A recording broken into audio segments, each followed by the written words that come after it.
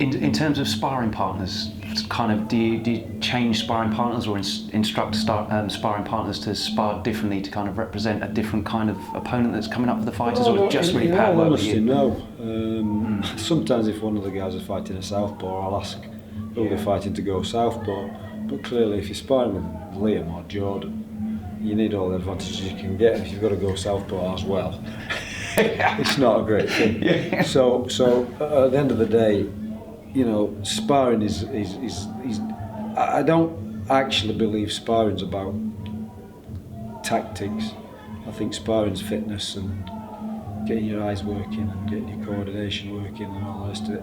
I don't think you really work your tactics in the sparring that you're doing.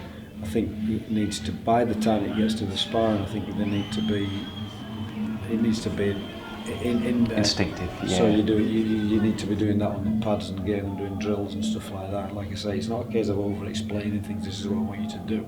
You just need to change the style each time.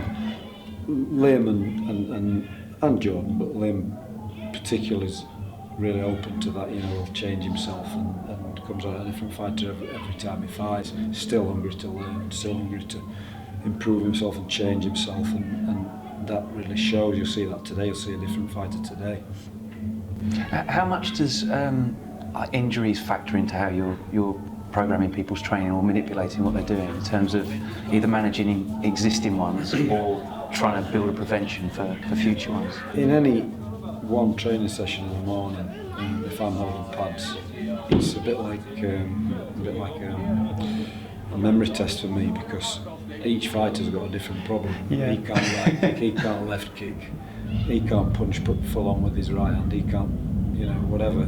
So you do have to work around injuries, certainly, and you know, help them to rehabilitate themselves by giving the injury rest. That's often not as easy as it sounds.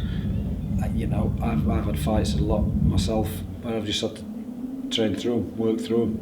You know, you go into the fight worrying about your injury to your right leg, and after the fight you realise that you never even thought about it when you're in, you know, if it's a serious injury, serious enough to affect the fight, then really they shouldn't be fighting.